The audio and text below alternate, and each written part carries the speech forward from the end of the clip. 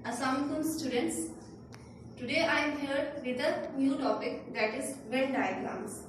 So far we have seen the representation of sets in roster form and set builder form. Today we have seen representation of sets in Venn diagram.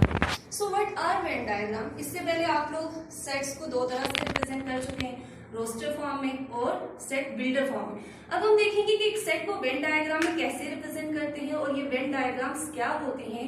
So Venn diagram are basically pictorial representation of sets.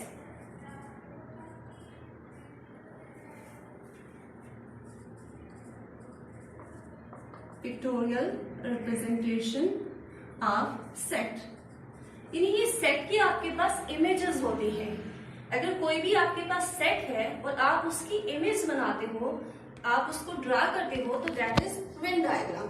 अब second question जो हमारे mind में आता है कि हम ये Venn diagrams क्यों यूज करते हैं, तो वेन डायग्राम हमें सेट को विजुअलाइज करने में और रिप्रेजेंट करने में बहुत हेल्प करती है। जैसे कि एक एग्जाम्पल है, एक सेट है मेरे पास, set of all intelligent people of Pakistan. अब आप देख सकते हैं कि ये एक बहुत बड़ा सेट है, इसके बहुत ज्यादा एलिमेंट्स होंगे और ये एलिमेंट्स लैक्स में या थाउजेंड्स में होंगे।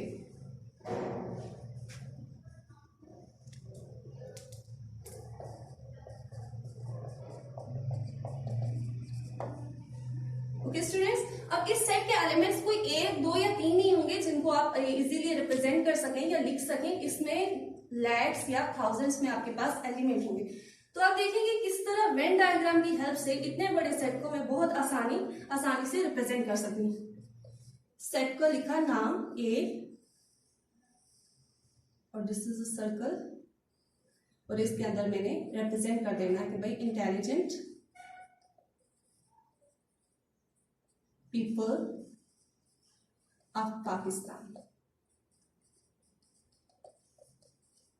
अब इतना बड़ा सेट आपने फौरन से उसको रिप्रेजेंट कर लिया, ये बता रहा है कि पाकिस्तान के जितने भी ज़हीन लोग हैं उनका सेट है।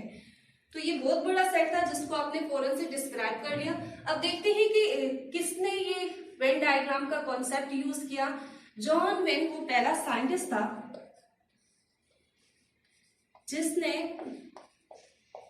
सेट्स की डायग्राम बनाई और उसी के नाम पे फिर ये इनका नाम भी पड़ा, that is Venn diagram.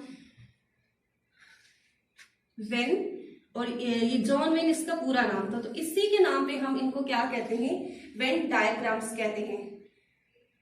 Venn diagram के अंदर अगर हमने किसी सेट को रिप्रेजेंट करना होता है तो आइए देखते हैं उसको कैसे रिप्रेजेंट करते हैं। सपोज हमारे पास एक सेट है, set A which is equal to 1, 2, 3। अब हम देखते ये हैं कि इस सेट को अगर वेन डायग्राम में रिप्रेजेंट करें तो कैसे करते हैं। जब भी हम वेन डायग्राम में किसी सेट को रिप्रेजेंट करने जाते हैं तो हमेशा वो क्लोज्ड फिगर होनी चाहिए। अब वो फिगर कोई भी हो सकती है, जैसे वो एक सर्कल हो सकता है, स्क्वायर हो सकता है, रेक्टेंगल हो सकता है, ओवल हो सकता है। बट रिस्ट्रिक्शन क्या है कि तमाम की तमाम आपके पास क्या होनी चाहिए, क्लोज्ड फिगर्स होनी चाहिए। अगर आप इसमें से सपोज मैं यूं करती हूं, थोड़ा सा पोर्शन मैंने कट कर दिया, तो क्या अब ये आपके पास है सेट को रिप्रेजेंट कर रही है? नहीं, क्योंकि सेट के लिए जो एक ही रिस्ट्रिक्शन है कि वो एरिया आपके पास क्लोज होना चाहिए। ये आपके पास ओपन एरिया है और ओपन एरिया आपके पास सेट के अंदर नहीं हो सकता।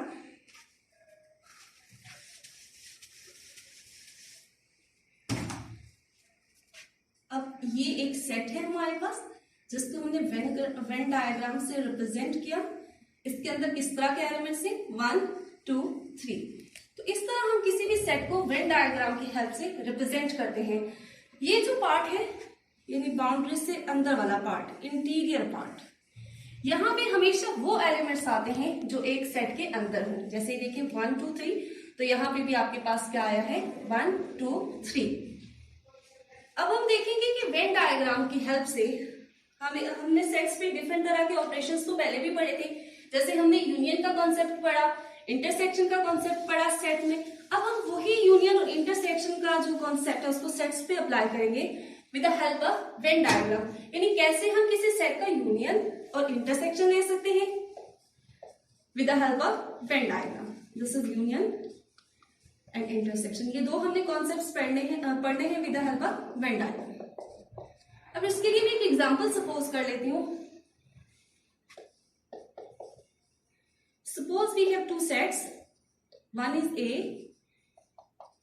elements like this, and the other set is B. ये हमारे पास दो सेट है, सेट A और सेट B। हमने फाइंड करना है पहले पार्ट में A union B with the help of Venn diagrams, और सेकंड पार्ट में हमने फाइंड करना है A intersection B with the help of Venn diagram. जब भी हम सेट्स को लिखने लगते हैं तो एक बात हमेशा याद रखिएगा, there is always a universal set. Universal set कौन सा सेट होता है? एक बड़ा सेट आपके पास होता है सेट। अब आपने सेट ए और बी को रिप्रेजेंट करना है, तो पहले तो हम ये देखते हैं इनका यूनियन लेने से पहले कि आप इन सेट्स को रिप्रेजेंट कैसे करेंगे। दिस इज सेट ए और इसके अंदर किस तरह के एलिमेंट्स हैं? 1 2 3 4। यहाँ अगर इन सेट्स पे थोड़ा सा आप गौर करें तो कौन से एलिमेंट्स इनके कॉमन है? 2 3 4। यानी 2 3 और 4 वो एलिमेंट्स हैं जो सेट ए में भी कॉमन है और सेट बी में भी कॉमन है। तो जब आप इनको वेन डायग्राम में रिप्रेजेंट करेंगे तो ये कॉमन एलिमेंट्स दोनों सेट के अंदर आपने दिखाने हैं, जैसे 1 2 3 4। अब ये जरूरी नहीं है, आप ये कहीं भी एलिमेंट्स को डिस्क्राइब कर सकते हैं। जैसे कि अगर ये है 1 2 3, ठीक है, 4 यहाँ लिख लें, कोई बाउंड नहीं है कि आपने मिडल में लिखना है या इस साइड पे लिखना है। इस सेट के अंदर कहीं पे भी आप लिख सकते हैं उन एलिमेंट्स को। सेकंड सेट बी है, उसके अंदर भी 2 3 4 और 5, यानी 2 3 तो कॉमन एलिमेंट्स हैं, एक 5 आपके पास न्यू एलिमेंट है। तो अब देखिए मैं इसको कैसे रिप्रेजेंट करूंगी। अब यहाँ अगर आप गौर से देखें, पहले सेट को जरा एक्सक्लूड कर देते हैं। यहाँ देखें, ये सेट बी है आपके पास और इसके एलिमेंट्स 2 3 4 एंड 5। आपने देखा कि किस तरह कॉमन एलिमेंट्स को जो दोनों सेट्स के दरमियान थे उनको मैंने रिप्रेजेंट किया। अब ये हमने शो क्या करना है पहले वाले क्वेश्चन में? ए यूनियन बी, यानी बताना है कि ए यूनियन बी कैसे हम ले सकते हैं। तो ए यूनियन बी का क्या मतलब है? आपने सेट ए और सेट बी को कंबाइन करना है। तो जब आप कंबाइन करें तो उसमें ये सारा पोर्शन आपके पास आएगा, ठीक है। आप इसको कलर कर सकते हैं, लाइनिंग कर सकते हैं, जस्ट शो करने के लिए कि आपके पास कौन सा रीजन आ रहा है। सो हम लिख सकते हैं कि ए यूनियन बी में ये सारा लाइनिंग वाला पोर्शन जो है ये ए यूनियन बी को रिप्रेजेंट कर रहा है। अब दूसरी एग्जांपल की तरफ आते हैं जिसमें हमने इंटरसेक्शन देना है। Again there is a universal set, एक यूनिवर्सल सेट होगा। जैसे यूनिवर्स है ना, यूनिवर्स आपके पास किसको रिप्रेजेंट करता है? कायनात को रिप्रेजेंट करता है और वो बड़ी होती है। तो यूनिवर्सल सेट हमारी डिफरेंट सिचुएशन में डिफरेंट हो सकता है, लेकिन ये एक बड़ा सेट होना चाहिए। सेट ए और सेट बी को हम उसी तरह रिप्रेजेंट करेंगे, क्योंकि इसी एग्जांपल से रिलेटेड मैं ये करवा रही हूँ। This is set A and this is set B. A set में आपके पास एलिमेंट है 1 2 3 एंड 4 और इसमें एलिमेंट है सेट बी में 2 3 और 4 एंड 5। अब आपने इंटरसेक्शन लेना है। इंटरसेक्शन मीन ऐसे एलिमेंट्स जो दोनों सेट्स के अंदर कॉमन आ रहे हैं। तो ऐसे एलिमेंट्स कौन से हैं? 2 3 4, ये यानी ये वाला जो पोर्शन है मिडल में जो दोनों के इंटरसेक्शन में ये आएगा, क्योंकि यही वो कॉमन पोर्शन है। सो अगर आप कहें ए इंटरसेक्शन बी, तो ये जिस रीजन को मैंने कलर किया है या लाइंस लगाए हैं, ये आपके पास रीजन आएगा ए इंटरसेक्शन बी में।